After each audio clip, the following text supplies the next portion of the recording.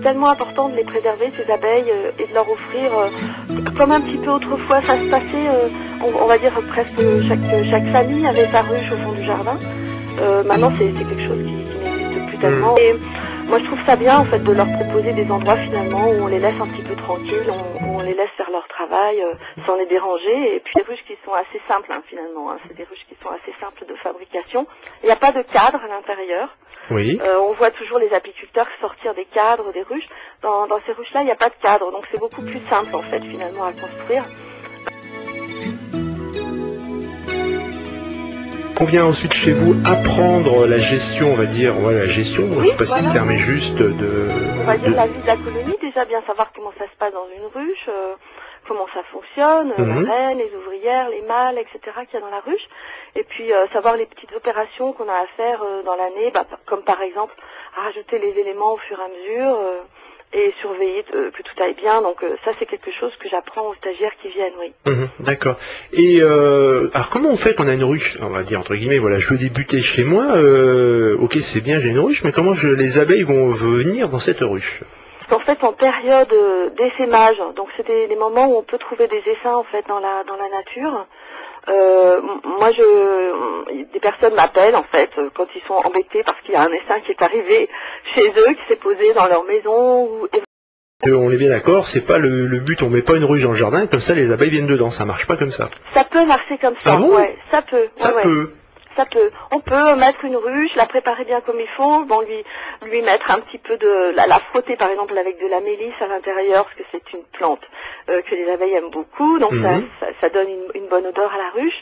Et de temps en temps, on peut avoir comme ça un essaim qui va avoir, on va dire, il y a des butineuses un petit peu éclaireuses qui ont repéré l'endroit et qui vont donc convaincre l'essaim de venir s'installer directement dans la ruche. D'accord. Avec un peu de chance, on peut avoir ça qui se passe, oui. Et on peut en retrouver combien des abeilles comme ça par ruche?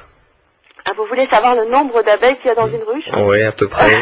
Ça va vous faire fuir. Tant que ça. Non, on va dire un petit essaim qui se promène dans la nature. En général, il contient 1 kilo d'abeilles. On parle en équivalence en kilos. Oui. Donc 1 kilo d'abeilles, ça correspond à 10 000 abeilles. Voilà. Ah oui, ça fait du monde. Oui, Et ça c'est que l'essaim, donc ce qui veut dire que par la suite, dans la ruche, il va y en avoir encore plus. On va se retrouver en pleine saison, bon il y a des mortalités, il y a des naissances, et on va se retrouver en pleine saison avec des ruches où il y a 50 000, 60 000 abeilles. Ah, ouais, c'est courant, effectivement. Voilà. Ouais, ça fait du monde. Quand on a une ruche dans son jardin, eh ben, on se rend compte qu'au niveau de la production de framboises par exemple, de pommes, de courgettes, de potirons, etc., on a vraiment une grande différence, quoi. Ah oui, voilà. D'accord. Oui, très bien. Bon, ça me donne une idée, je vais peut-être m'y mettre moi un jour. Alors. Va falloir que je c'est vrai que ça doit être sympa. Donc si on Moi veut... j'ai envie de dire, c'est un petit peu à la portée de tout le monde, quoi. Oui. Voilà, il faut pas faire de bêtises, mais c'est tellement important de les préserver, ces abeilles, et de leur offrir, comme un petit peu autrefois ça se passait, on va dire presque chaque famille avait sa ruche au fond du jardin.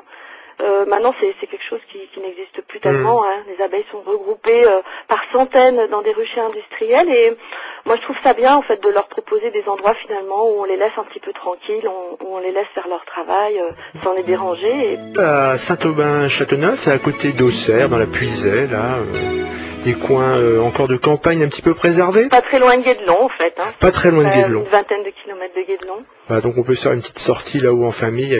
Très bien. Et vous faites aussi de la sensibilisation du public également pour les abeilles un petit peu sauvages, on va dire tout ce qui est les abeilles maçonnes et autres. Voilà, tout à fait. Alors ça c'est quelque chose qui me tient à cœur justement parce que bon il y a les abeilles mais il y a aussi tous les autres insectes qu'on connaît pas bien et souvent qu'on déteste. Les gens quand on leur parle d'insectes ils se sauvent. C'est vrai.